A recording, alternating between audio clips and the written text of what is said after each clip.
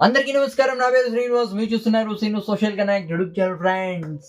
ఒక మంచి టాపిక్‌తో మీ ముందుకైతే వచ్చా. లైక్ చేసి సపోర్ట్ అయితే చేయండి. ఇంకా మంచి మంచి వీడియోస్‌తో మీ ముందుకైతే వస్తా. నా వీడియోస్ ఏమన్నా నచ్చితే సబ్స్క్రైబ్ చేసి సపోర్ట్ అయితే చేయండి.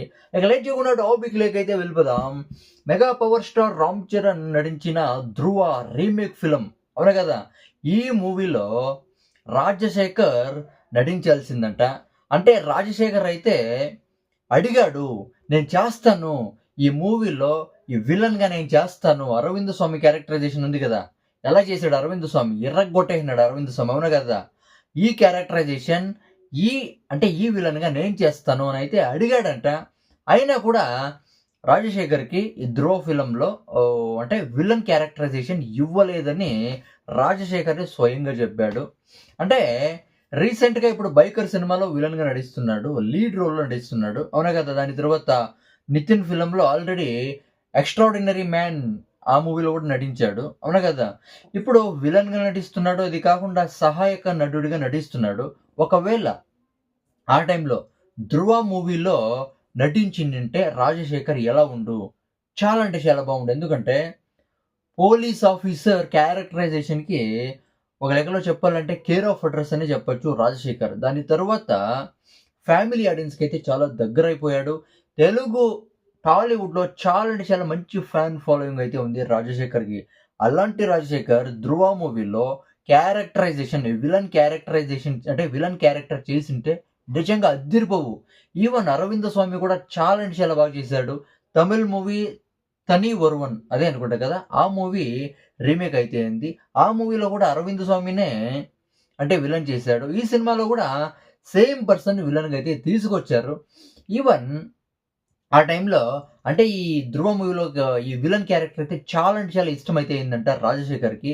ఆ టైంలో నేను చేస్తాను నాకివ్వండి.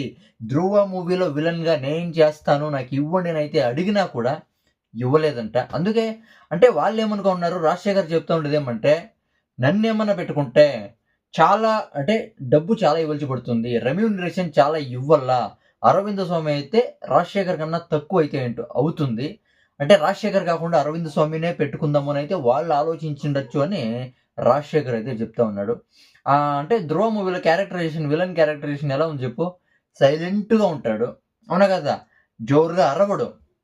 జాస్తి టెన్షన్ పడడు. అయినా కూడా ఆ క్యారెక్టరైజేషన్‌లో చాలా అంటే చాలా వయలెన్స్ అయితే ఉంది. అవునా కదా!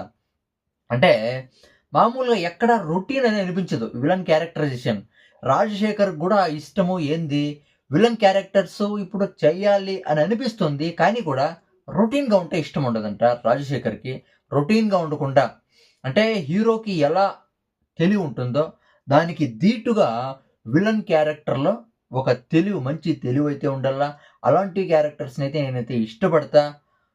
ఆ మూవీ నాకిచ్చేట్టు నేను చేసిందు. నేను అడిగినా కూడా వాళ్ళు ఇవ్వలేదు. చాలా డబ్బులు ఖర్చవుతుంది. చాలా రెమ్యూనరేషన్ ఖర్చవుతుంది అనే రీజన్‌తో వాళ్ళు పక్కన పెట్టుండొచ్చు అనైతే రాజశేఖర్ అయితే ఒక ఇంటర్వ్యూలో అయితే చెప్పాడు. అవునా కదా!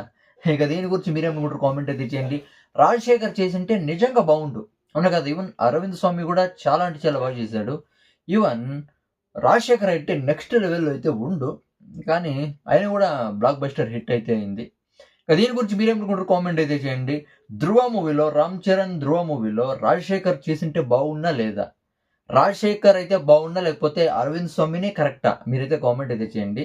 దీని గురించి మీరేమనుకుంటారు కామెంట్ అయితే చేయండి. నా ఎక్స్‌ప్లనేషన్ నచ్చితే సబ్స్క్రైబ్ చేసి సపోర్ట్ అయితే చేయండి. By by.